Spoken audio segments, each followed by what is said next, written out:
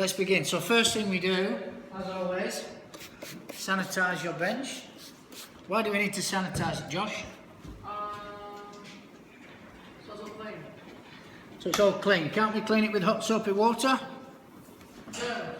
Germs. So sanitizing kills or minimises and reduces the amount of bacteria on the surface. Okay? Which and then okay. So we'll sanitize again because we had something put on there. We don't want cross-contamination. Which is, I'm glad you put that there because it highlights that we need to always sanitize our bench before we prepare food. Alright, so we're going to secure the chopping board on here using a wet cloth. All good, doesn't move around. Okay, make sure it's flat with the edge of the bench so that you're not leaning in. If you're leaning in, you're going to damage your back. If it's flat with the bench, nice and straight. Too easy, huh? What knife is that? Chef's knife. Good on ya. Okay, what's this going to be used for? What are we going to put on here? All your mise en place. Oh, beautiful. Charlotte, legend. What a legend. What are we going to put in here? Scraps. Food scraps, Charlotte. Goodness me. Alright, what's this? Don't shout out. It's not an egg, Josh, no.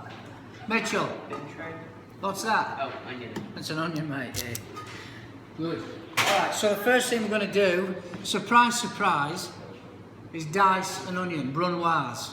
How many times do we do this? Every dish that we seem to do has an onion in it, right?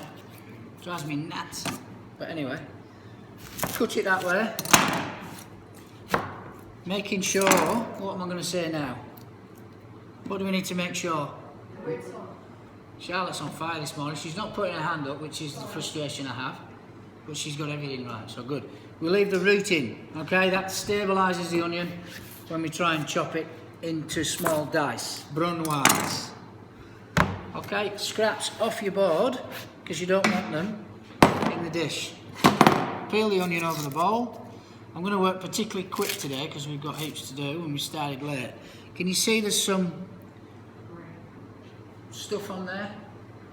That's simply because it was stored incorrectly and mould and things have started to grow on there, so we clean it.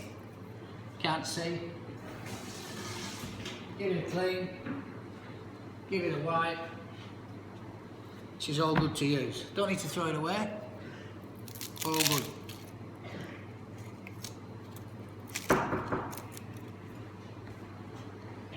Would you open the door? Hi.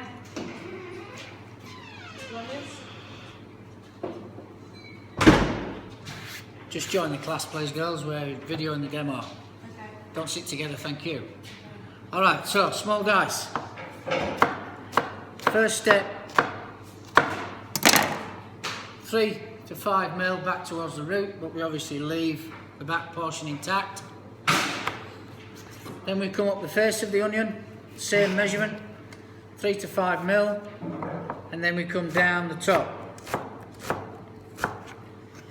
And then we have a small dice which we call, don't sit together girls, I'm videoing so I don't want to hassle over here, Eden, or I'll back you over here. Alright, mise en place on the tray, ready to use. Good, same again. Now who's made a carbonara before? Who's eaten it before? Good. Normally it has creaming. Today we're not using cream. For what reason, Jimmy? More healthy. Why is it more healthy? Less fat. Good. Okay. Now you might then say, well, why have we got eggs in it and why have we got bacon in it? Well, it has to have those things in to be a carbonara. So the only way we can reduce fat in this dish is take out the cream. Alright? Bacon has fat, eggs have fat. Okay, what are we doing with the bacon, Georgia?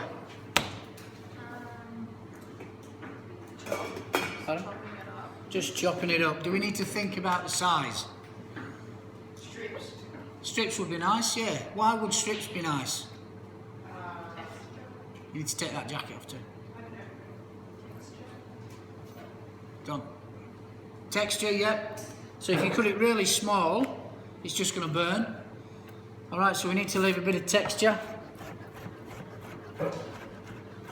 And a good size, okay? You want to be able to taste the bacon against the size of the pasta, okay? Bacon a bit bigger than pasta, or even the same size, but not smaller, okay? So I could cut that in half again, but we'll just leave it, eh? Nice strips. Everybody loves bacon, right? So what do I now need to do to this board? Clean it or sanitize. Well done, Aidan, at the back there. But rather, I'm just going to turn it over. Okay? So now I can continue after cleaning the knife.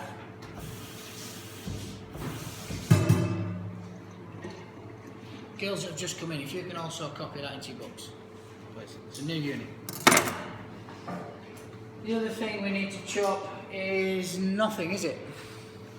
We've got some garlic. This chives is what is chives doing in the dish? Good flavour. Is it going through the dish or is it going to garnish the dish? Garnish. So how do I want you to garnish?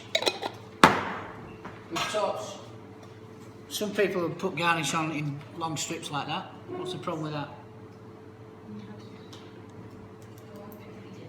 No one can eat it. Or if they do, it's hard. So let's chop it up, yeah?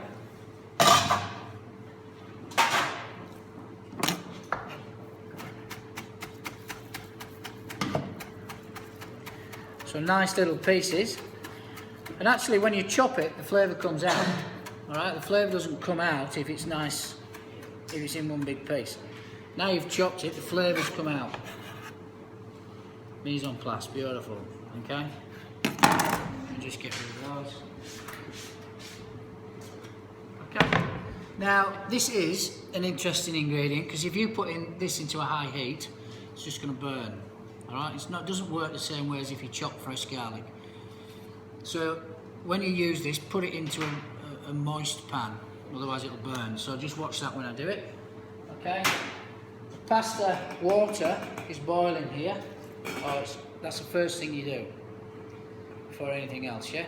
It's going to take the longest. Pasta's got to cook and it's got to cool down before we toss it into our pan of onions, bacon, chives.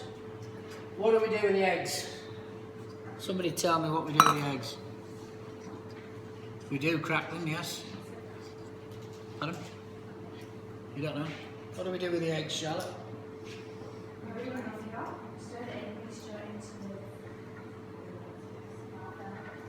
So we're going to crack the eggs into a bowl. Just paying attention again to how clean the bench is. We don't have scraps on the board everywhere and all that sort of stuff. If you get shell in your eggs, just use the half a shell like a spoon and get it out. Yep. Farfel? It's the type of pasta that we're using. Like little bowls. You can call them a little bowl if you want, do you mean? But it's a farfel or farfalle. Any Italians in here? What is it, Mitch? It's farfalle. This bowl tickle, you seen the Wiggles? You watched the Wiggles? A few years ago, I did. I still watch it because I've got young boys. And Emma sings a song about bowls, doesn't she? No? Alright. So once your water's boiling, put in the pasta. Don't put it in before it's boiling, because it will go soft and sticky. Alright. How long are we cooking pasta for? 10 to 15, depending on what the packet says. I haven't got a packet, so I'll test it with my... Well, I'll try and eat it. Oh, Eden's on fire. It's got to be al dente. Goodness me, what does that mean? It means perfect, but what does it actually mean? How do you know it's al dente? Yes. Still like a bit crunchy, but soft. Bit crunchy. I don't think pasta's crunchy, but it's got resistance. Al dente means to the tooth. So it means when you bite it, there's some resistance left in the pasta. It's not just soft and mushy, and it's not undercooked, i.e. hard. I've never known pasta crunchy unless it's raw. Okay, good. Give your pasta a stir, because it will want to stick together. The starch in there, and the gluten and so on, when it hits hot water, just wants to stick together. All good? Timer, please, Axel. 12 minutes, please. Okay, good. Are there any questions so far? What questions do you have on your sheet? Traditionally, what is carbonara? Well, we've said that already, haven't we? What's traditionally in carbonara? Cream.